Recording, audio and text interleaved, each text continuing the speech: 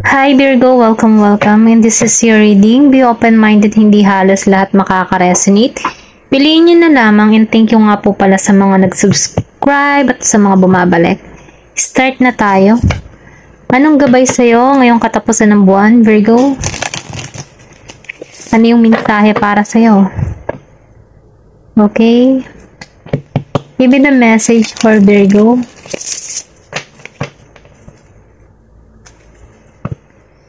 Give me the message for Virgo, please. Anong mensahe para sa'yo? Meron ka ditong Divine Feminine. Then, meron ditong Magic. Give me the message. Oh, tumalsik to. Consciousness. Give me the message for Virgo. Meron ditong Discernment. Meron ditong pinanganak ng 21, 31, 17, and 20. August 21, 31, 17, 20. Or, okay, ito na yung nakikita ko.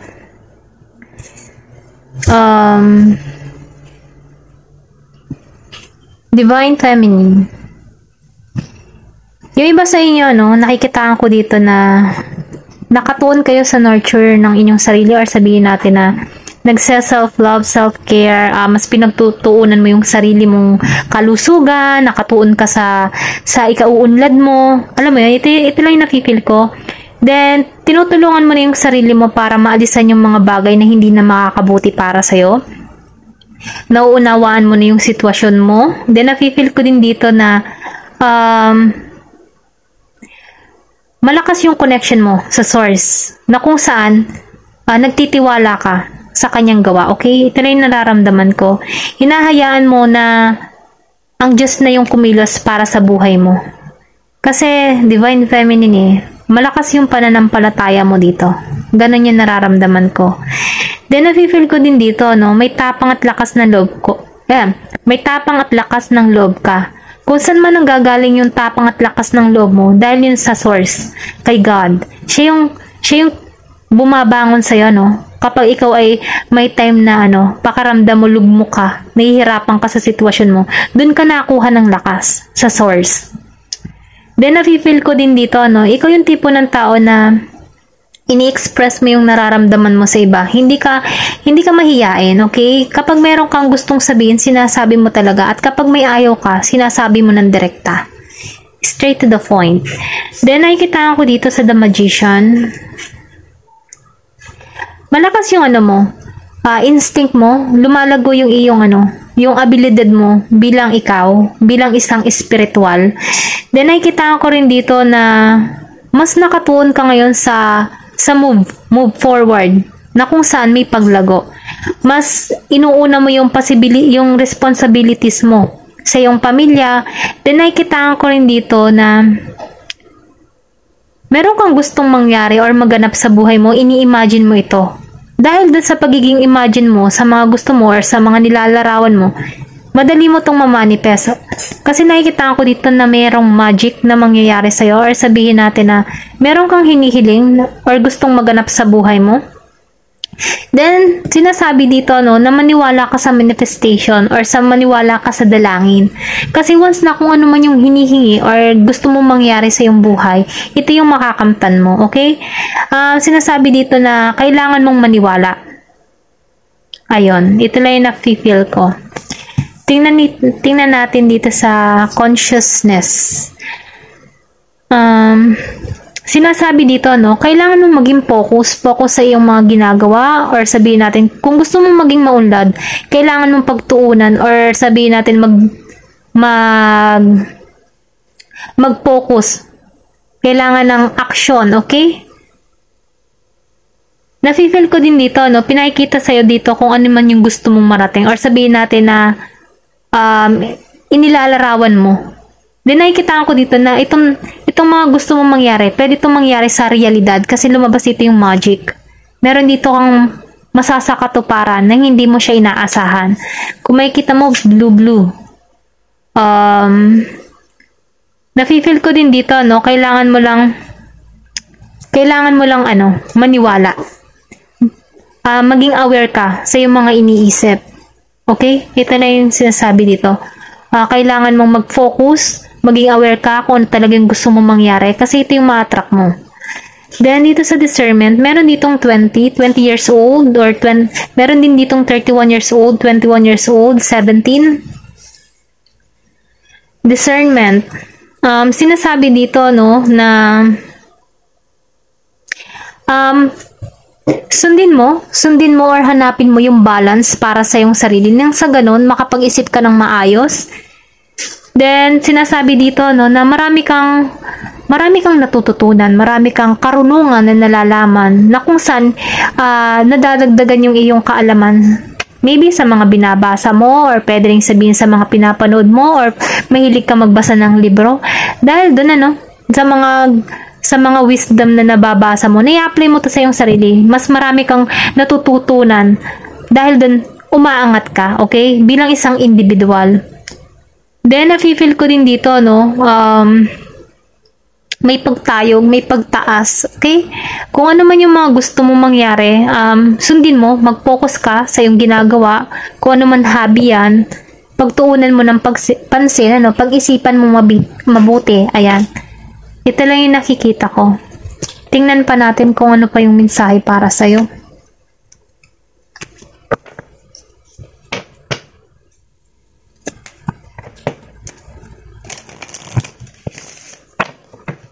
Give me the message for Virgo, please.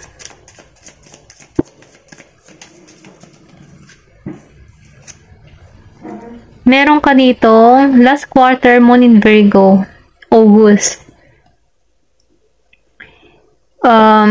Minumungkahi dito, no, na magikang mabusisi. Huwag ka basta-basta magtiwala, or kung merong nagpapahayag sa'yo ng kontrata, or kung magbagong trabaho, or kung ano man yung mga iminumungkahi sa'yo, no, kailangan mo maging mabusisi dito. Pag-aralan, maging sa business man yan, mga investment, o ano pa man, ano, kailangan mo maging mabusisi. Or pwede rin sabihin, kung meron kang open na business, kailangan mong pag-aralan ng maigi, mag-focus ka doon. Nang sa ganun, alam mo yung gagawin mo para mas lumago pa yung iyong business, okay? Ito lang yung nafe-feel ko, no? Hindi halos lahat makaka-resonate. Piliin nyo na lamang. Then, nakikitaan ko rin dito, no, na magikang aware sa mga sinasabi sa'yo, no? Mga bali-balita na ipinaparating sa'yo, maging sa mga kamag-anak, sa iyong kaibigan, kung meron man silang i-offer na trabaho para sa iyo, or kung ano pa mga oportunidad na dumating sa iyo, maging aware. Kailangan maging mabusisi ka. Then, nafe-feel ko din dito, ano, na meron kasi ako nakikita ditong paglago, okay? Meron ka ditong katatagan. Then, nafe-feel ko din dito na kung ano man yung pangarap mo, no, may sasakatuparan mo to. Kasi nakikita ko dito, yung iba sa inyo mataas yung pangarap, or sabihin natin na gusto nyo magkaroon ng ng bahay na may matibay na pundasyon. Ito lang yung nafe-feel ko. Okay, nakikita ko dito ng paglago, tagumpay. Tingnan natin, kailangan mo lang maging pag-aralang mabuti kung ano man yung mga oportunidad na darating sa'yo, mga kontratang ibinibigay sa'yo, or pwede rin sabihin na kung nagle-lending ka, pag-aralang mabuti. Kahit mga investment, or basta yung mga balita, pag-aralan mong mabuti bago ka umuo sa isang koneksyon, or kung may manliligaw ka man, pag-aralan mo ding maigi kung ano talaga yung intention ng tao na to. Okay? Give me the message. Meron ditong last quarter moon in Cancer. Take a breather. So, sinasabi dito, na kailangan mong mag-relax. Kung ikaw man ay may panahong na-stress ka sa sitwasyon mo, kailangan mong hanapin yung iyong kapayapaan, Kasi isipin mo muna yung sarili mo, mag-relax ka dito, hanapin mo yung peace of mind mo, protektahan mo yung sarili mo, Then, nakikitaan ko rin dito na Kung ikaw man ay nag-healing, yung tipo na nag-heal ka, hinahanap mo dito yung yung kapayapaan mo, or hinihiling mo ito, na magkaroon ka ng relax. Or minumungkahi dito kung ikaw may nakakaramdam ng pagkabagabag, huminga ka ng malalim, then pakawalan mo. Okay? Ito lang yung nakikita ko dito. Relax. Meron kang person na Cancer. Meron ka ding Virgo. Okay? Give me the message for Virgo. Meron ditong Full Moon in Gemini. Embrace the flow of life. Then, speak your word into being. I think kung makikita mo dito, magkakaugnay kasi itong card mo. Kaya ka siguro sinasabihan dito attend to details, take a breather. Bago ka magpasya, pag-isipan mong maigi. Ito lang yung nafe-feel ko. Kung mayroon mga darating sa'yo na oportunidad, yung sinabi ko kanina, pag-isipan mo mabuti, i-relax mo muna yung sitwasyon. Huwag ka muna basta-basta magsasign ng kung ano-ano man. Basahin mo maigi. Alamin mo kung ano yung nilalaman ng mga dokumento or kung ano mang kontrata yan or kung ano man yung mababalitaan mo. Alamin mo mabuti. Kailangan mo dito magkaroon ng bukasang isipan. Maging matalino, mabusisi. Then embrace the flow of life. Sinasabi dito na kung ano man yung mga dagok ng yung buhay, yakapin mo lamang. Kasi once na niyayakap mo yan diyan ka natututo, diyan ka umaangat, diyan ka lumalago. Then after niyan kasi once na kasi ang buhay meron diyang ups and down Kaya yakapin lang natin Kasi once na niyayakap lang natin siya, madali natin siyang pakawalan kahit nasasaktan tayo. Okay? Sa first quarter mo ng Gemini, speak your world into being. Nakikita ko dito yung iba sa inyo nagkakaroon dito ng transformation, nagkakaroon ng lakas ng loob. Sinasabi dito na maging totoo sa iyong sarili. Ipahayag mo yung nararamdaman mo. Kung meron man ng nagsasabi sa iyo ng mga hindi magagandang bagay, kailangan mo ditong kailangan mo sabihin yung totoo para sa'yo. Okay? Nasa ganon yung loob mo, hindi nagsasacrifice. Kasi nakikita ko dito na magkakaroon ka dito ng transformation yakapin mo yung mga yung mga unos ng buhay, then pakawalan mo, okay? Kasi once natanggap mo yan, madali madali nang makahinga ng maluwag, okay? Madali mo nang alisan yung mga nararamdaman mo. Dahil doon, madali mo nang mauunawaan ang sitwasyon, okay? Ito lang yung nafe-feel ko dito. May pagbabagong nagaganap sa'yo. Kumbaga, for example, kung ikaw man ay mahihiyaing tao, nababago mo to, nagiging kang matapang, malakas ang loob, sinasabi mo kung ano yung gusto mo.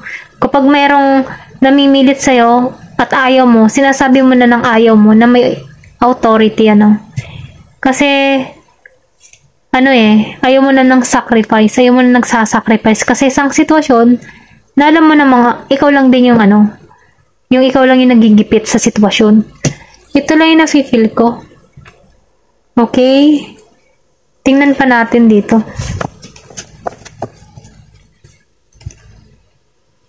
Ano pa yung mensahe para sa'yo? Ano pa yung parating? Parating para sa'yo. Give me the message. Ano yung parating para sa'yo?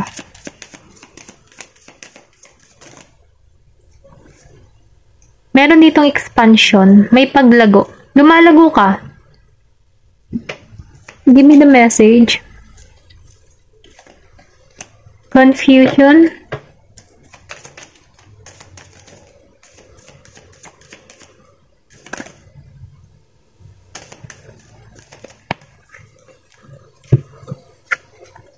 Renewal. Nakikita ko dito ng pagbabago. Bagamat ikaw dito before, baka ito yung nangyayari sa'yo before or nararamdaman mo to ngayon. na marami kang pag-aalinlangan, marami kang gustong baguhin sa iyong sarili. Pero ganun pa man kahit feeling sad ka or sabihin natin nakaramdam ka ng stress, depressed or something na feeling down meron ditong nagbibigay lakas loob sa iyo na huwag kang mawawalan ng pag-asa, lumaban ka sa hamon ng buhay. Sabihin mo yung mga gusto mong sabihin, nang sa ganon hindi kakayanin, nang sa ganon irespeto ka din ng tao, okay? Ito yung kasi minsan yung pag-iisip natin na hindi natin kaya yung isang bagay, yun yung nagdadala sa atin para may stuck tayo sa sitwasyon, para walang pagbabagong mangyari sa'yo, okay? Pero sinasabi dito, na kailangan magkaroon ka dito ng lakas at tapang ng loob, okay? Ito lang yung nakikita ko kasi meron ditong Divine Feminine. So, ibig sabihin dito sa expansion, meron ditong magaganap sa'yo na maganda na hindi mo inaasahan. Nakikitaan ko rin kasi dito na may paglago. May renewal na parating sa'yo, okay? Ito na yung ito yung parating sa'yo renewal. Ginagabayan ka dito.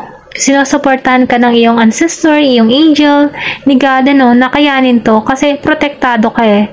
Then nakikita ko din dito na yung iba sa inyo magkakaroon dito ng anak, may mga anak or magbubuntis.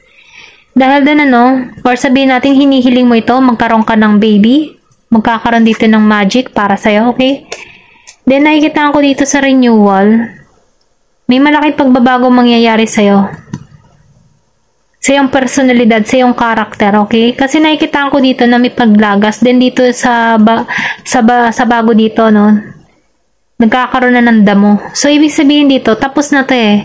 Pinauunawaan sa'yo dito, kung ikaw man ay nasa sitwasyon na ito, dito sa panlagas, dito ka papunta, may pagbabago magaganap sa'yo, may transformation. Pinaiisip sa'yo, ginagabayan ka dito, inaalis ka dito sa ganitong pakaramdam, sa depression, stress, mga ganyan. Kasi ginagabayan ka dito, huwag ka mawala ng pag-asa, okay? Kasi may maganda naghihintay sa'yo, maniwala ka at magtatagumpay ka, okay? Ito lang po yung mensahe, Thank you for watching and love and peace.